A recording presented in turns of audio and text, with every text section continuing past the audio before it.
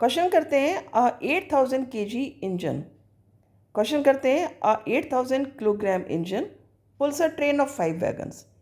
एक इंजन है जिसका जो वज़न है वो 8,000 किलोग्राम है, ठीक है, और उसके जो है 5 वैगन्स हैं। वैगन सिंपली जो ट्रेन के कोचेस होते हैं, डिब्बे होते हैं, और इन वैगन्स का वजन कितना है? Each of 2,000 kilogram. Her coach का वजन, हर डब्बे का वजन 2,000 किलोग्राम है। अलोंग अ हॉरिजॉन्टल ट्रैक, एक हॉरिजॉन्टल ट्रैक पर वो इन वैगन्स को पुल करती है train. So if the engine exert, पूछा है आपसे कि यदि इंजन एग्जर्ट करता है a force of 40,000 Newton, 40,000 Newton का एक फोर्स, यानी यदि मैं इसको इंजन मान लूँ, ठीक है, ये आपका ट्रेन का इंजन है और ये जो है वो 40,000 न्यूटन का फोर्स एग्जर्ट कर रहा है, राइट, और इसके पीछे 4 डिब्बे लगे हैं, 5 वैगन्स हैं, 1 2 3 और 4 और 5, सारे के सारे एक दूसरे से अटैच्ड हैं और सबका वजन कितना है? 2,000 किलोग्राम। हर का वजन कितना है? 2,000 किलोग्राम, और इसका वजन कितना है आपका? 8,000 किलोग्राम। और ये जो फोर्स एक्सर्ट कर रहा है इंजन, वो कर रहा है 40,000 न्यूटन का। ये फोर्स एक्सर्ट कर रहा है 40,000 न्यूटन का, ठीक है। और जिस ट्रैक पर ये ट्रेन चल रही है वो ट्रैक जो है, ट्रैक कितना फ्रिक्शन फोर्स ऑफर कर रहा है? 5,000 न्यूटन का। और ये जो 5,000 न्यूटन है ये किस में होगा आपका? अपोजिट डायरेक्शन में होगा, राइट। फोर्स ऑफ फ्रिक्शन है ये, और ये क्या है आपका? फोर्स ऑफ इंजन है।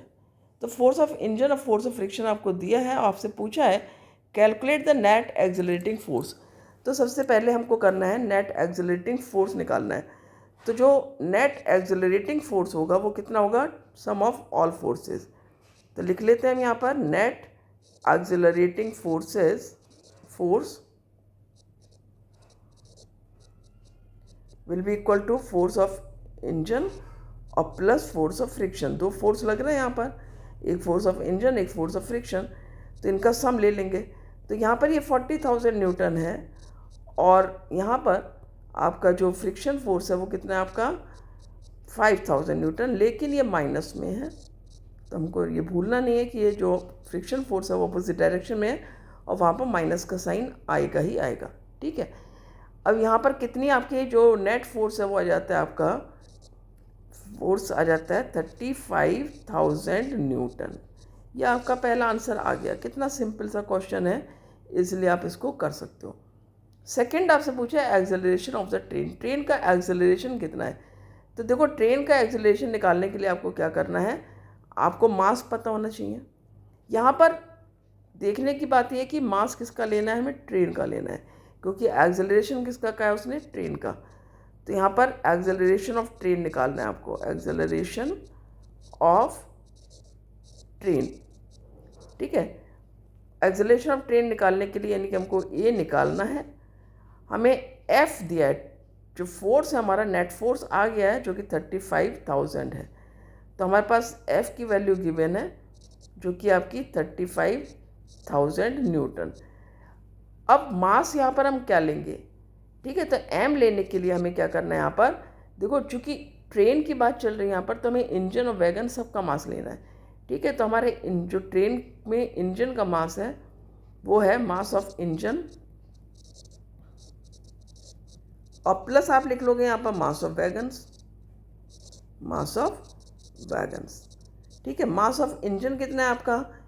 8,000 किलोग्राम का इंजन है, और जो वैगन्स है वो 2,000 किलोग्राम की हैं, लेकिन आपकी कितनी है? 5, यानी कि कितना हो गया आपका?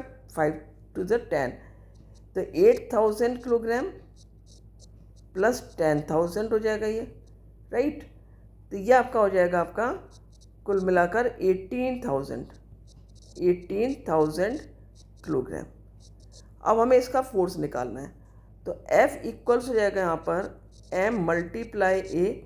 M दिया आपको 18,000 मल्टीप्लाई A, और यहाँ पर F की वैल्यू दी आपको 35,000, ठीक है। तो ये 35,000 आ गया यहाँ पर, और फिर A निकालने के लिए आपको क्या करना होगा? ये हो जाएगा आपका 35,000 अपॉन 18,000। इसको आप पहले भी लिख सकते हो कि A is equal to F/m। 30 से 30 कैंसिल हो जाएंगे आपके, राइट। और 18 से इसको डिवाइड कर लेते हैं 35 को। 18 1 से 18, क्योंकि 18 2 से 36 होता है, जो कि जा नहीं पाएगा, तो 18 1 से 18 आ गया यहाँ पर, ठीक है। यहाँ पर 7 बच गया, 2 में से 1 गया, 1 बच गया, 0 लगा लेंगे यहाँ पर। अब इसको हम देखते हैं 9 जा जा करके, 9 8 जा 72 और 9 1 जा 9 और 7 16। ये आ गया आपका 8 और यहाँ पर बच गया आपके पास 0, तो 8 और 0 आ गया यहाँ पर, ठीक है। 18 2 से 36, 4 से देखते हैं, 4 8 जा 32 और 4 1 जा 4 और 3 7, ठीक है।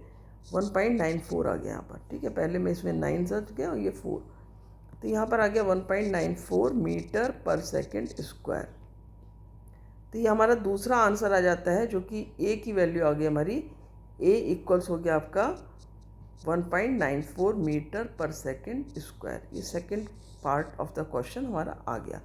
अब हम करते हैं third part of the question. Third part है आपका फोर्स ऑफ वैगन 1 ऑन 2। अब देखो ये वैगन 1 है, ये 2 3 4 5, तो 1 का फोर्स यदि एक दूसरे पे लगेगा, सेकेंड वैगन पर लगेगा, मीन्स वो थर्ड फोर्थ 5 सब पे लग रहा है। तो हमें वेट किस मास कौन सा लेना है, कि 4 वैगन्स का लेना है यहाँ पर, ठीक है। जब हम फोर्स निकालेंगे तो यहाँ पर मैं एक लाइन ड्रॉ करके इसको निकाल लेती हूँ, सी पार्ट को आपके, राइट। तो सी पार्ट निकालने के लिए यहाँ पर लिख लेती हूँ मैं, सी पार्ट एफ इक्वल्स हो जाएगा यहाँ पर एम मल्टीप्लाई ए। किसका फोर्स पूछा है आपसे, फोर्स ऑफ वैगन 1, तो फोर्स ऑफ वैगन 1 हो गया आपका वैगन 1। मास कितना आ गया यहाँ पर, 8000 लेंगे हम, ठीक है। तो 8000 आ गया। और एक्सेलरेशन यहाँ पर कौन सा लेंगे, देखो ये एक्सेलरेशन हमको नहीं लेना है यहाँ पर। यहाँ पर एक्सेलरेशन हमें निकालना होगा वैगन्स का, 5 वैगन्स का। तो 5 वैगन्स का एक्सेलरेशन हमको यहाँ पर निकालना होगा। तो यहाँ पर हम यहीं पर करके दिखा देती हूँ मैं आपको। पहले हम यहाँ पर ए की वैल्यू ऐसे ही लिख लेते हैं और ए निकालते हैं। पहले ए हो जाएगा आपका, जो मैंने आपको यहाँ पे बताया था, F/m लिख सकते हो आप, क्योंकि F is equal to m into a होता है। तो F की वैल्यू आपकी यहाँ पर कितनी लेंगे हम, 35,000।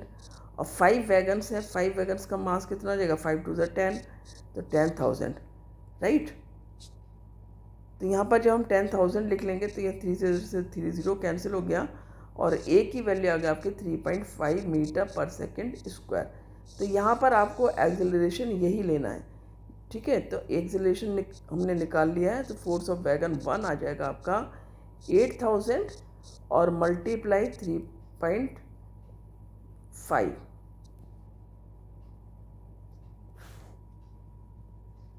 राइट। इसको हम मल्टीप्लाई कर लेते हैं, 8 5 जा 30 पहले पुट कर लो सिंपली, और फिर 8 5 जा हो गया 40 आपका, और 8 3 जा 24 और 28 आ गया। और डेसिमल कहाँ लगाना है, 1 से पहले लगाना है, यहाँ पर डेसिमल आ जाएगा, ये डेसिमल कट जाएगा, तो ये आ गया आपका 28,000 न्यूटन।